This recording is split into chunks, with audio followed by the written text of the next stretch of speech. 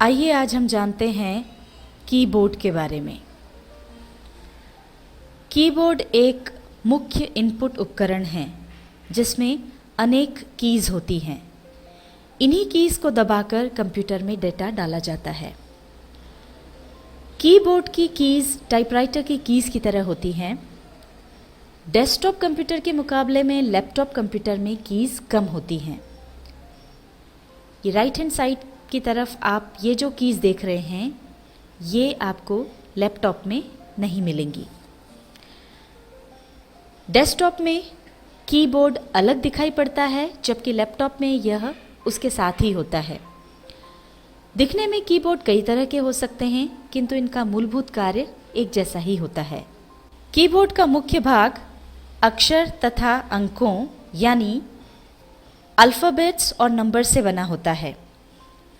इसमें कुछ विशिष्ट कीज़ भी होती हैं जैसे tab, caps lock, shift, enter इत्यादि जो आपके काम को आसान बनाती हैं।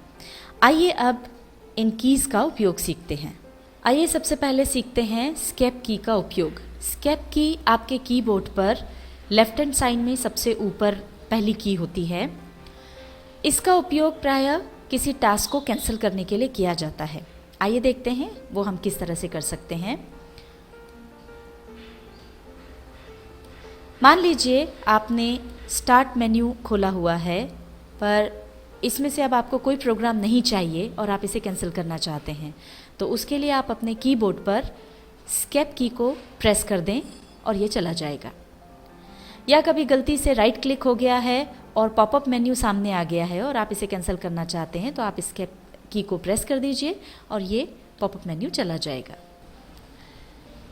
स्केप की सीखने के बाद tab, caps lock, shift, enter इत्यादि कीज़ का प्रयोग हम सीखते हैं।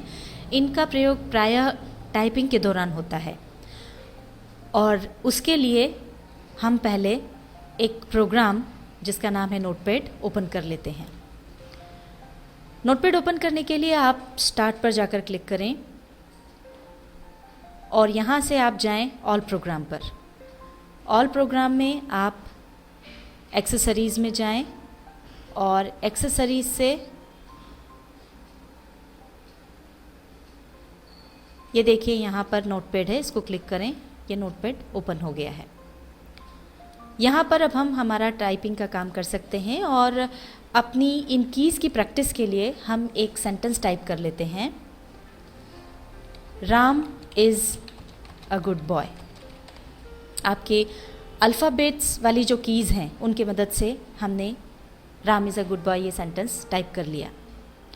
अब आप यहाँ पर देख रहे हैं कि आपके सेंटेंस के अंत में एक खड़ी लाइन है जो ब्लिंक कर रही है, इसे हम कहते हैं कर्सर। अब अगर आप नया वाक्य लिखना चाहते हैं, इसमें आगे Shyam is a good boy लिखना चाहते हैं और अगली लाइन पर आना चाह रहे हैं, तो उसके लिए आप ये जो एंटर की है अपने कीबोर्ड पर इसको प्रेस कर दें। ये देखिए जैसे ही हमने कीबोर्ड पर एंटर प्रेस किया कर्सर हमारा अगली लाइन में आ गया। एक बात आपको बता दें, आपके कीबोर्ड पर आपको एंटर की दो जगह मिलती है, एक तो यहाँ पर और एक राइट हैंड साइड पर नीचे कॉर्नर में भी एंटर की होती है। दोनों में से कोई सी भी की आप दबाएंगे तो वो अपना काम कर देगी। अब हम अगली लाइन से अपना अगला सेंटेंस लिखना चाहते हैं, Shyam is a good boy. अब हमने लिखा श्याम। अब आप एक बात का ध्यान रखें कि अगर आप बिना स्पेस दिए लिखते जाएंगे तो ये पूरा एक साथ लिखा जाएगा, ऊपर जो आपको स्पेस नज़र आ रहा है वो नहीं आएगा। इसके लिए हमें हर वर्ड के बाद स्पेस देना होगा।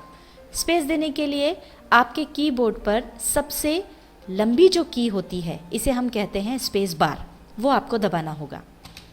जैसे ही हमने स्पेस बार दबाया देखिए यहाँ पर स्पेस आ गया। अब हमने लिखा हमारा अगला वर्ड इज़, फिर हमने स्पेस दिया, फिर लिखा अ, स्पेस दिया गुड, स्पेस दिया बॉय और ये हमारा सेंटेंस लिखा गया। स्पेस बार प्रेस करने पर वो एक लेटर की जगह छोड़ता है और आपको जितनी बार वो जगह छोड़नी है उतनी बार आपको स्पेस बार प्रेस करना होता है। पर मान लीजिए कभी ऐसी ज़रूरत हो कि आपको ज़्यादा जगह छोड़ने की ज़रूरत हो, उदाहरण के लिए आप सेंटेंस लिखने की बजाय केवल कुछ वर्ड्स लिखना चाहते हैं, वो भी ज़्यादा जगह छोड़कर। हम उसका उदाहरण देख लेते हैं। एंटर दबाकर हम अगली लाइन में आ गए और अब हम वर्ब के फॉर्म्स लिखना चाहते हैं। मान लीजिए हम लिखना चाहते हैं गो, वेंट, गॉन। पहले हमने लिखा गो और अब हमें ज़्यादा जगह छोड़ करके यहाँ पर लिखना है वेंट। तो अगर आप यहाँ तक आना चाहते हैं तो या तो आप स्पेस बार दबाते जाएं और फिर यहाँ पर आएं, और अगर आप ऐसा नहीं करना चाहते हैं तो इसके लिए आप जाएं टैब की पर और उसे प्रेस कर दें। ये देखिए, एक बार में ही आपका कर्सर इतनी जगह छोड़कर यहाँ आ गया। अब यहाँ पर आप टाइप कर दें वेंट। अब आप फिर इतनी ही जगह छोड़ना चाहते हैं तो फिर टैब पर जाकर उसे प्रेस करें और फिर टाइप कर दें गॉन। इस तरह से अगर आप वर्ब की लिस्ट बनाना चाहते हैं तो एक के नीचे एक इसी तरह से आप वर्ब्स लिखते जा सकते हैं। एंटर दबा करके हम नीचे आए और हम अगली वर्ब लिखना चाहते हैं। हमने लिखा डू, टैब दबाया, फिर इतना गैप हमको मिल गया, फिर हमने लिखा डिड, टैब दबाया और फिर हमने लिखा डन। ये देखिए, टैब दबाने से आपको इतना लंबा स्पेस मिल जाता है। आइए अब सीखते हैं कैप्स लॉक का प्रयोग। जब भी हम कोई वाक्य लिखते हैं तो प्रायः उसका पहला अक्षर कैपिटल होता है, पर जब आप टाइप करना शुरू करते हैं तो आप पाते हैं कि जैसे ही आप उस अल्फ़ाबेट को दबाते हैं वो स्मॉल लेटर में आता है। अगर आप उसको कैपिटल करना चाहते हैं तो उसके दो तरीके हैं। पहला तो है कि आप अपने कीबोर्ड पर टैब के नीचे जो कैप्स लॉक की है उसे दबा दें। जैसे ही आप कैप्स लॉक की प्रेस करेंगे, यहाँ पर आपके कीबोर्ड पर राइट हैंड साइड पे सबसे ऊपर 3 हरी बत्तियाँ होती हैं, उसमें से बीच वाली बत्ती जल जाएगी। इसका मतलब कि अब आपका कैप्स लॉक की जो है वो ऑन हो गई है और अब आप जो भी लिखेंगे वो कैपिटल लेटर्स में होगा। मान लीजिए हम अपना सेंटेंस लिखते हैं, Shyam is a good boy. अब देखिए, यहाँ पर आप देख रहे हैं कि आपने जो भी लिखा वो पूरा कैपिटल लेटर्स में आया है। जब तक आपकी कैप्स लॉक की ऑन रहेगी तब तक जब भी आप टाइप करेंगे वो कैपिटल लेटर में ही लिखाएगा। काम होने के बाद आप कैप्स लॉक की को ऑफ करना न भूलें। उसके लिए वापस उसे एक बार आप प्रेस कर दें, कैप्स लॉक की आपकी ऑफ हो जाएगी और इंश्योर करने के लिए आप देखें कि आपकी जो हरी बत्ती जो जली थी वो बुझ जाएगी। प्रायः होता यह है कि सेंटेंस लिखते समय हमें केवल पहला लेटर कैपिटल चाहिए होता है और बाकी सारे लेटर्स हमको स्मॉल चाहिए होते हैं। ऐसे में आप शिफ्ट दबाकर अगर उस अल्फ़ाबेट को, यहाँ पर आपको नज़र आ रहा है कैप्स लॉक के नीचे शिफ्ट है, शिफ्ट को दबाकर आप रखें और फिर एस अगर आपको लिखना है तो फिर आप एस को प्रेस करें तो ये आपका एस कैपिटल आ गया। और उसके बाद आप शिफ्ट छोड़ दें और बाकी आपको जो लेटर्स टाइप करना है वो नॉर्मली आप प्रेस करते जाएं तो आपका बाकी सारे लेटर्स स्मॉल आएंगे। आइए अब शिफ्ट की का दूसरा प्रयोग सीखते हैं। आप अपने कीबोर्ड पर देखिए, सबसे ऊपर वाली जो कीज़ हैं इनके नीचे जो हैं जिस पे नंबर्स लिखे हैं, अपने कीबोर्ड पर आप देखेंगे कि इन नंबर्स के ऊपर भी कुछ साइन हैं। अगर आपको इन नंबर्स का प्रयोग करना है तो आप सीधे उस की को प्रेस कीजिए और वो नंबर आ जाएगा। अगर आप 5 चाहते हैं तो 5 को प्रेस कीजिए, 6 चाहते हैं तो उस की को प्रेस कर दीजिए, ये नंबर आ रहे हैं।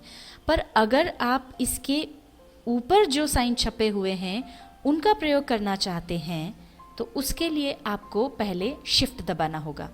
आप शिफ्ट दबा करके रखिए और फिर जब आप इन कीज़ को प्रेस करेंगे तो ये देखिए उसके ऊपर जो साइन हैं वो आ जाएंगे। अब आप 5 नंबर वाली की को प्रेस करेंगे तो परसेंटेज का साइन आएगा। 6 नंबर वाली की को प्रेस करेंगे तो उसके ऊपर का साइन आ जाएगा।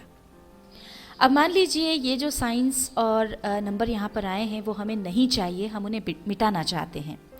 तो उसके लिए आप देखिए आपके कीबोर्ड पर जो नंबर्स वाली कीज़ हैं उनके एंड में एक थोड़ी बड़ी की है जिसमें लेफ्ट की तरफ एरो का साइन है।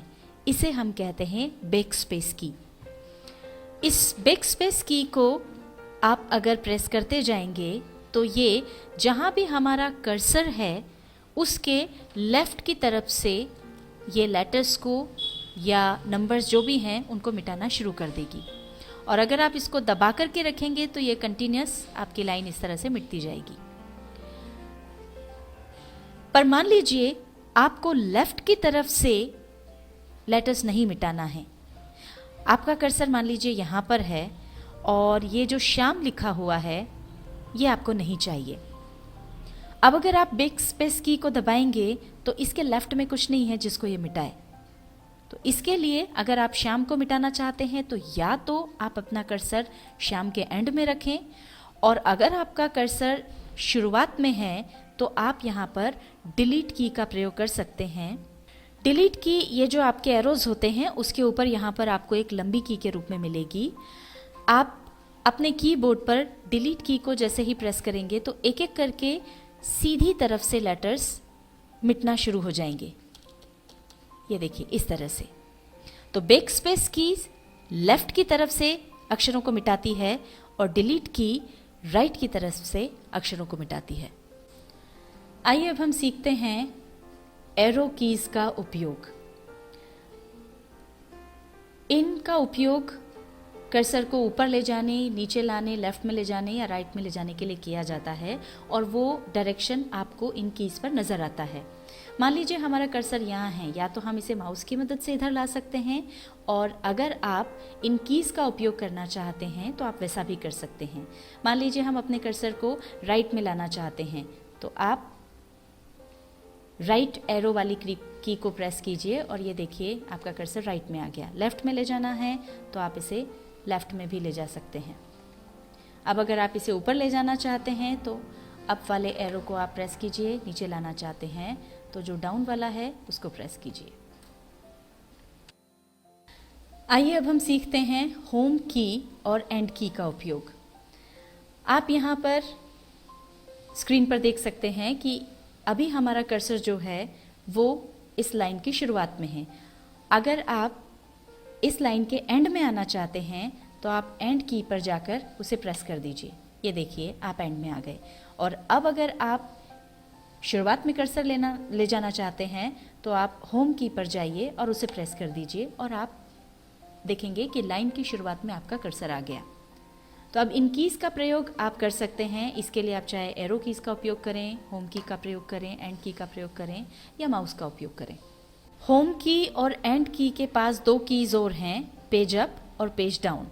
पेज अप से आपका पेज जिस पर आप काम कर रहे हैं वो ऊपर चला जाता है और पेज डाउन से आपका पेज नीचे आ जाता है। इसका उपयोग आप MS वर्ड में कर सकते हैं। इसके अलावा दो कीज़ और हैं, कंट्रोल की और अल्टर की।